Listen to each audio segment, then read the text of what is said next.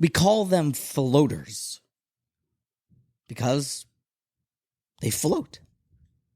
Quite literally, from limud to limud, chabura to chabura, study group to study group, trying to find that perfect group of gentlemen to engage in Torah study with that will give them that sweetness in Talmud Torah that they so badly crave. They want it to be meaningful and they want their learning to be fulfilling. But they end up as a floater because the first place that anyone goes to try to study serious Torah, after all, everyone knows the verse, V'higisa bo yomam v'layla. We're obligated to study a little bit of Torah during the day, a little bit of Torah minimally in the evening. So, where better to start than let's join a Daf Yomi Chabura. In the morning, wake up before davening, before business, and all of my other obligations. I'll join a big group that my friends are a part of. And I'll finally get to understand the wisdom of God in the Holy Torah, learning it page by page. But over time, as the Masechtos get more challenging, Sanhedrin, Bava Kama, Chezkas Habatim, very tedious, and the shir goes incredibly fast. He's embarrassed to yell out that he doesn't understand the translation of that word or what in the world the Gemara is bothered by. And after missing it for one day or too bashful to ask, and then the very next day he has a huge family obligation, so he misses, so he's now 2 to 3 days behind. And after falling significantly behind, he ends up throwing in the towel because either way he wasn't gaining much from the Daf Yomi Chabura. He falls back and says, well, I'll join Oiraisa, a great program where I can learn not as fast, not as much. I don't need to do one daf, an entire front and back folios of Talmud every single day, but one amud during the week, during each weekday, before on the evenings and on the weekends, I get to chazer what I learned. I get to review, so I don't have to go as fast. A great program, Oiraisa. But then after just a couple weeks, he realizes that the chazara is tedious. The review and reviewing all of the material is not really what his soul wants. He really wants to touch untouched materials and move a little bit quicker than just 2 blot a week. So he floats to the Daf HaShavua. Let's learn just 1 daf per week is a much more easy to internalize pace. Plus, it allows for deep eon, even though it isn't as fast. But just knowing that I have to do 1 daf per week, it gives me a chance to dig deeper. But quickly he floats from there because the leader of that chabura wasn't the right fit for him, and his friends weren't there, and the guy sitting next to him smelled bad. He now floats to, you know what, if I want to get my daily fix of Torah, let's do halacha yomi. You got to know halacha. Mishnah Berurah.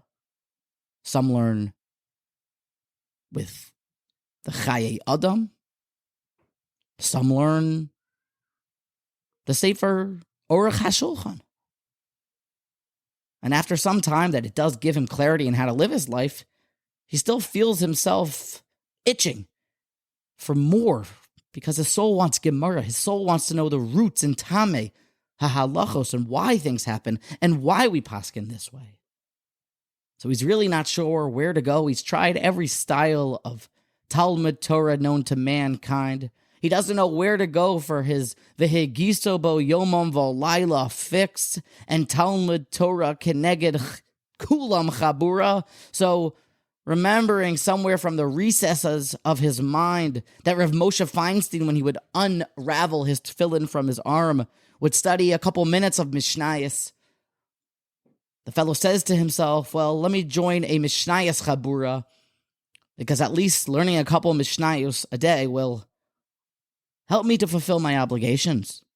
And just until I find the proper chabura, I'll stick to Mishnayos. But sure enough, halfway through Seder Zeroim, when the doubtfully tithed produce called Demai Mesechta comes up, before being assaulted by the complex topic of the mixed species, all 9 prukim that deal with the laws of kilayim, forbidden mixtures in agricultural, clothing, and animal breeding. It all comes pouring onto him like a large filling bucket at the top of a Great Wolf Lodge water park, pouring upon him yush, hopelessness, because he doesn't have anywhere to find his sipuk hanefesh in Talmud Torah. He's tried every program. He's tried every single approach to Talmud Torah. But he has simply become that fellow that earns the title of floater. Floating from Chabura to Chabura, from Limud to Limud. If this sounds like you, there is hope. If this is far from your current Talmud Torah experience, well then, bravo. But I encourage you to bend the ear as the rabbi of all of Israel in our parsha exposes the secret about how perfect Talmud Torah, teaching of Torah as well, is done. And we, with the help of Hashem, will seek to expose a secret that Rashi gives us, a most critical detail on the most important aspect of all of Judaism. Ve'ela ha-mishpatim asher tasim lifneihem. These, not these, and these, ve'ela ha-mishpatim, and these laws that you shall set, you shall place, lifneihem, in front of them. Parshas Mishpatim is the book of code, the covenant code, the codified law, the legal code, the law book of what you're entitled to in business and how you should live your life amongst 8 billion other humans in this world. And every single one of the Rashis on the very first verse of our parsha is eye-opening, but I'd like to direct your attention to the final Rashi of the very first pasuk of Parshas Mishpatim. The words that Rashi is commenting upon are asher tasim lefneihem. Place these laws in front of them. Interesting. In front of who seems to be Rashi's question. And what am I to learn from the fact that Moshe, who's teaching the entire Torah over, and this great covenant code to Klal Yisrael, how is he told to teach the Torah, to learn the Torah? It is to be placed lifneihem, in front of them. Says Rashi, Omar lo HaKadosh Baruch Hu LaMoshe, to give context and clarity to this pasuk, God spoke to Moses, Lo ta'aleh al daitecha lomar, eshana lohem ha'perek v'ha'alacha beis oigimel pamim. Do not let it enter your mind. Don't have an initial reaction or a hava amina that the way you should teach the Torah is 2 or 3 times.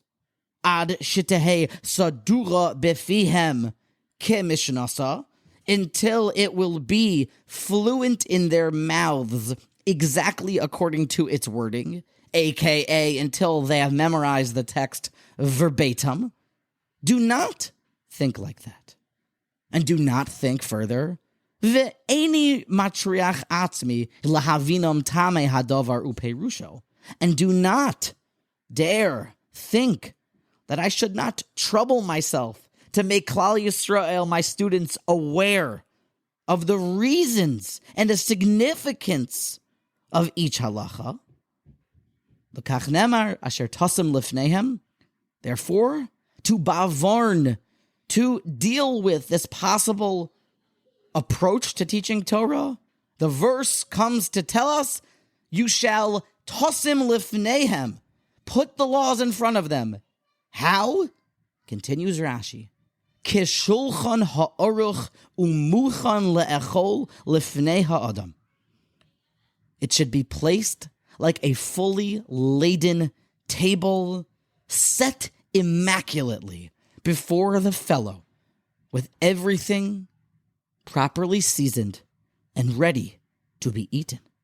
It should be like a set table, kishulchan aruch, umuchan lechel lefnei adam, that the food's ready to be consumed. That is what the definition of lifneihem means. Place the laws in front of them. At this most precious moment, that the man whose very last name is our teacher, Moshe, the Raya Ne'eman, our venerated sage, is teaching the very fiery law of the book of God. And we are told a law of meta study, a studying of a study. We are taught here how it is that we are to study, how it is that we are to teach Torah, how it is that we are to study Torah. It is to be tosim lifneihem. Moshe is advised to not even think that the Torah study, it would be sufficient, satisfactory, to have the Talmud memorized. Don't think like that. Ad shetei sadur b'fiyem kimishnasa. Do not think that that shall suffice. It's not good enough.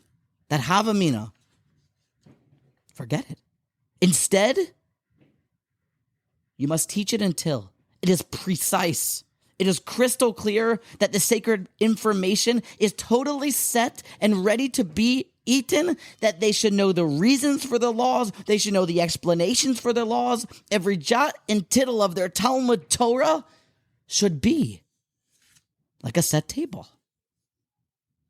Now, there's a very maybe subtle goal of the Motivation Congregation and the weekly Parsha podcast, or I hope it's not so subtle, but it is to try to bring to life the very dense, concentrated, and measured words of our sages, specifically of Chazal.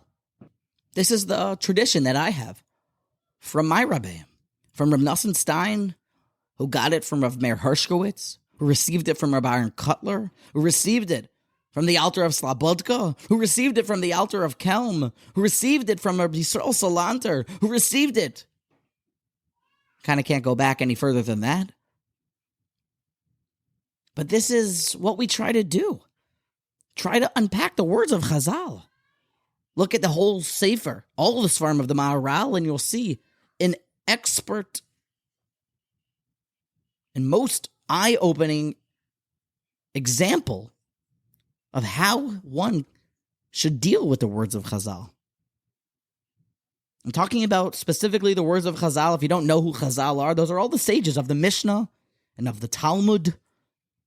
All their words dealing with the last 300 years of the second Beis HaMikdash and going a little bit further than that until about the 7th century. But every single one of their words is so weighty, so concentrated, so measured. Their parables are precise.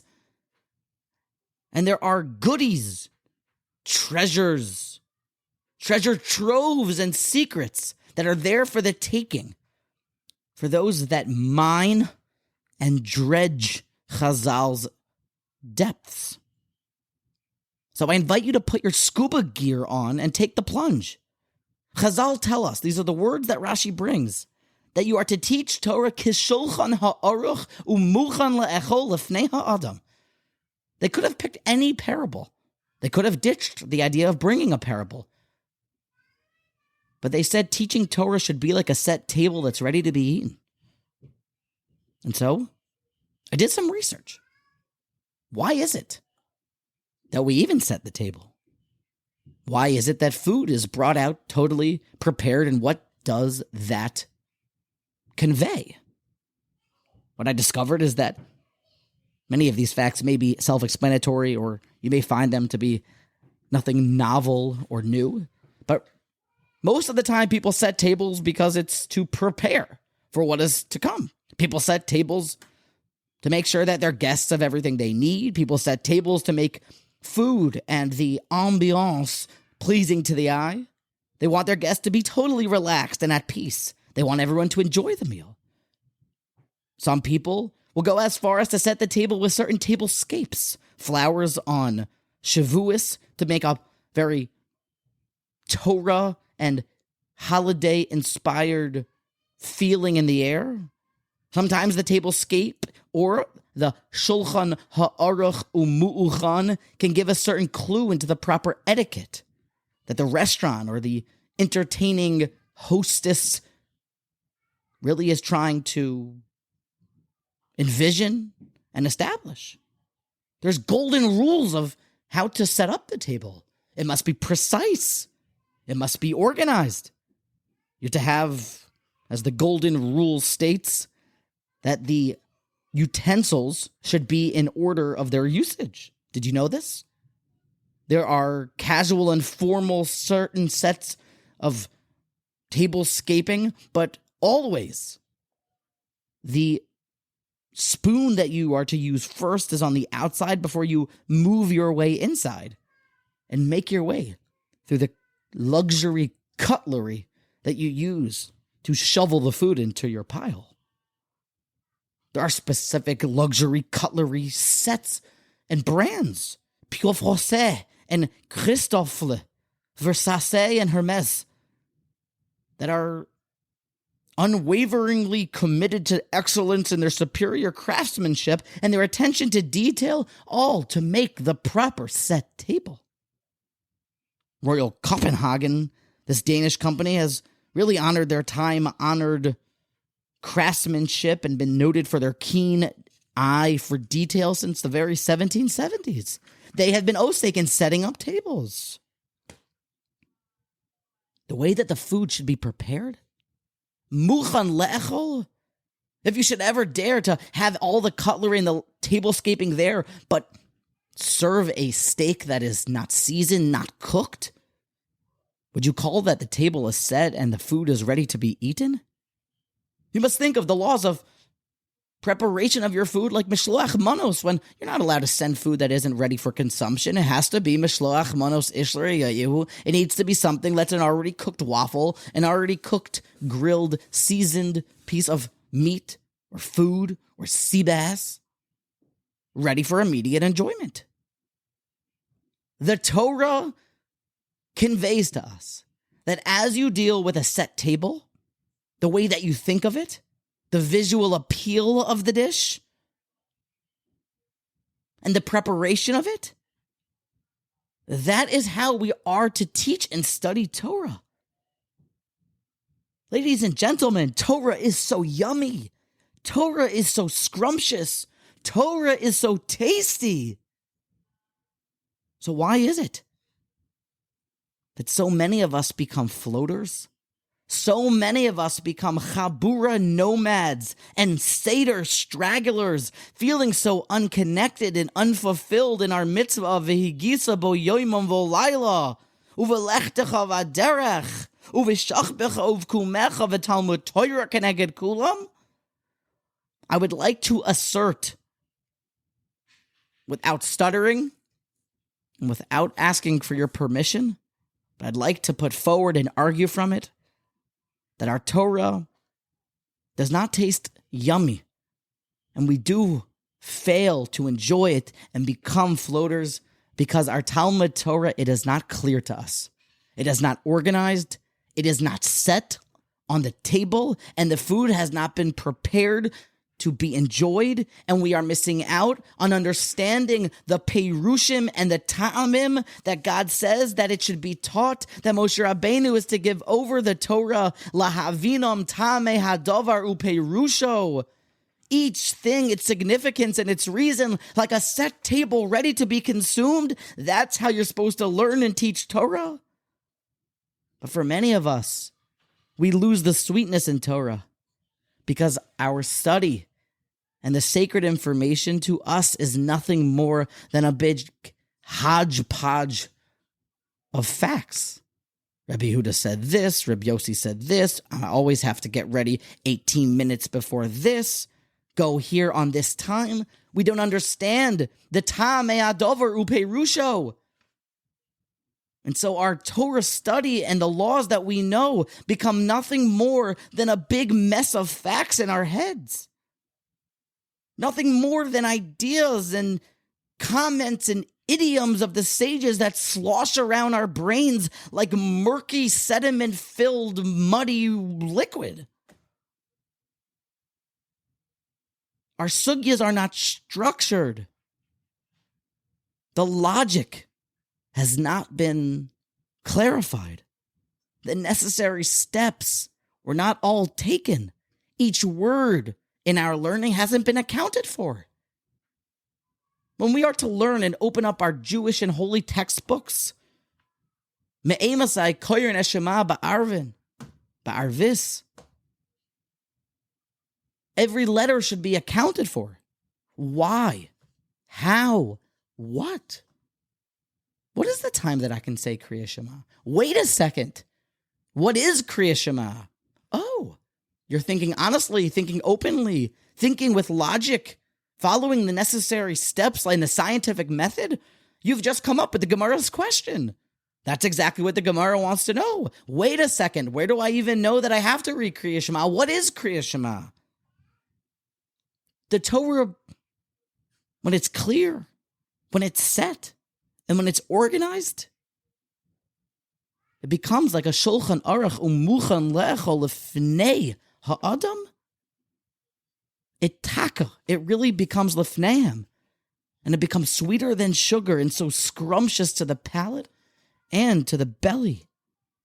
There's a structure as to how to learn. Rabbi Lopiansky goes through it in his newest sefer. You learn the Gemara, try to understand what's happening, try to understand how you would translate the question, then the answer, the steps. You then see if Rashi says differently, you understand why does Rashi say differently? Why is Rashi saying that? Has every word, every letter been accounted for? Or are you sticking in your own understanding into Rashi and then failing to account for some of the extra words that are extra only to you because you haven't seen it the true way, or at least the way that Rashi sees it? Have you been able to take the next step and follow up what the answer is? What did the rabbi think? The sages of the Talmud were nearly prophetic. The words of the Talmud were edited over 40 years, if not more. I believe 40 years was just what Rav Ashi's editing was. Everything organized for you to know what Torah is, the entire body and soul of God, of Torah. What we live by is all in the Talmud. Everything is precise. When you open up your book of halacha, is it just a book of facts, or do they sing to you? When you're giving over the Rashi, the Chumash, the Ramban, a la Parsha, you're going through a medrash. Can you explain it in simple and plain terms to a 6th grade student? How about to a 6th grade girl? I mean to say, can you break it down so that it's crystal clear and you're not using any catchphrases or ways to speak in different languages that give you an excuse to skip the clarity? To say it's just a gavra, it's just a chevza, it's just a asur or mutter, or it probably means. If you are, then your Torah is not lefneim. It is not kishulchan ha'aruch umuchan le'echol lefanav lefnei adam. When your learning is clear, your learning is gishmak. It's wonderful. When your learning is clear, when your learning is structured, when everything's accounted for, you understand what you know, and you also understand what you do not know. You know what still needs to be researched, which approaches need to be investigated. And Torah is not an impartial discipline, but it's real. It's the ability, really the obligation, to go through the spirit of what it is that your life's about. Every single bit of Torah, it is not foreign. It's to guide you. It's to look into it and to say, what does this mean to me? And why is it stated like this? You begin to think about it. You begin to see how Rashi really, truly sings and why it is Not even the slightest wonder that he's called Rabbun Shel Yisrael. You understand the brilliance of Rashi and how he answers myriads and bushels of questions in such a incredible brevity. When you look at Tosfos, you understand he's asking from that piece of Gemara. I probably should go and make sure that I can master that Gemara so then I can compare notes and see what's really bothering these superstar scholars. And when you finally ingest, internalize what's going on, you then get to ask yourself, how does this sit with me? Do I understand what came out?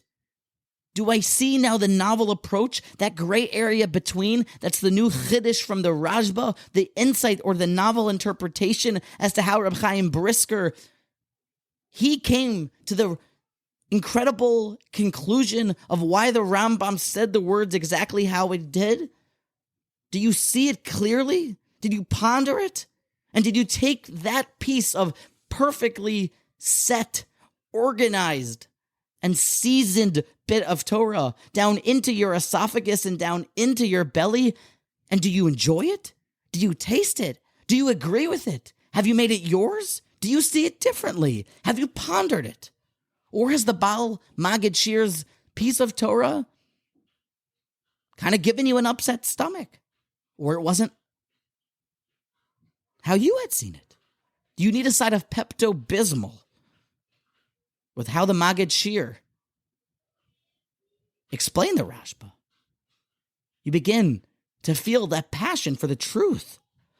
Your soul begins to connect and to dance with where you finally found home.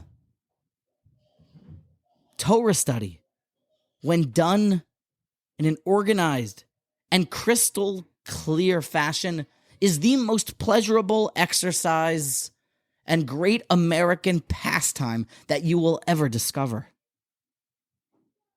When Higisa bo Yomam v'Layla is, like we have previously described, and only just a couple of different ways that you can go about to find pleasure and clarity in your Torah study, and how to properly structure your learning, your Torah really becomes lefnehem. You stop floating.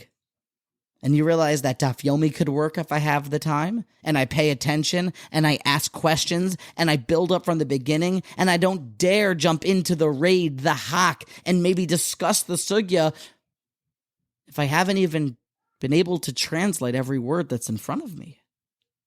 If I don't even know what the Mishnah said, how am I to understand what the Gemara is trying to testify and clarify? Vishinantam is how it's supposed to become. Shiyu mechudadim beficha, the Torah is to be razor sharp in our mouth. Vishinantam levanecha, sharp words like shinenu l'shainam, like shinunim. Vishinantam levanecha, teach the words incisively, like a sharp sword. It should be sharp in your mouth. But it sounds foreign for us ever to have the words of the Torah so on the tip of our tongues that we can answer them on the spot. But how much easier would it be if everything was clearly defined? That our Mishnah, like the soup spoon, the steak knife, the Gemara, the Svara, the logic, the perfectly sizzling,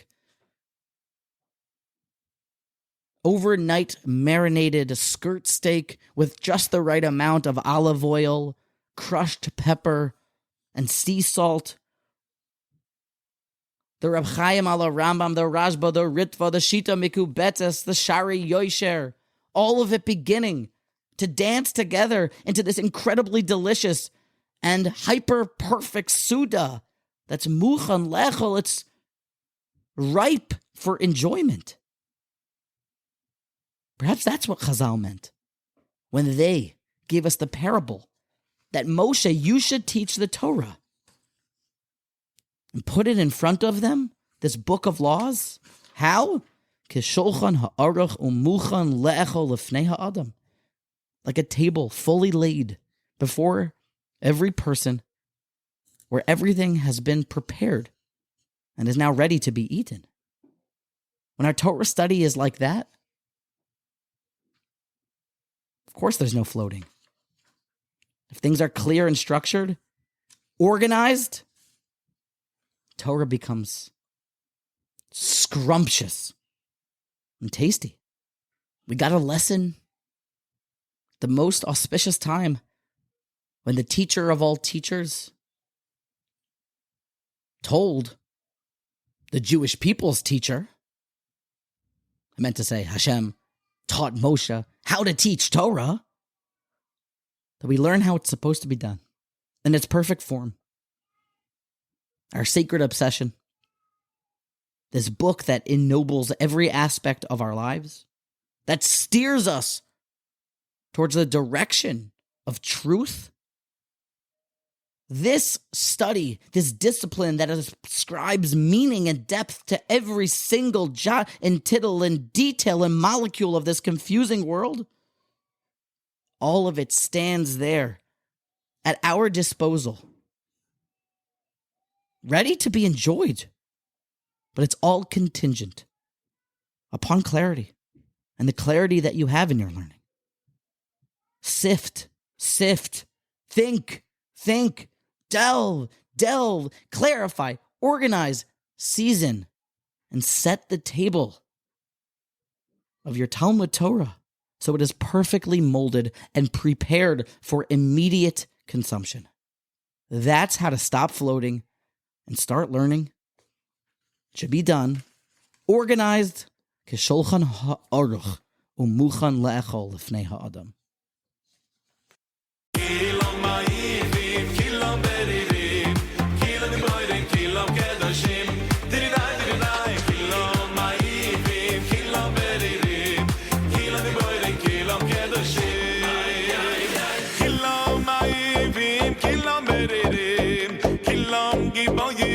Kilam kedoshim, kilam ma'ivim, kilam bererim, kilam geborim, kilam doyeshim.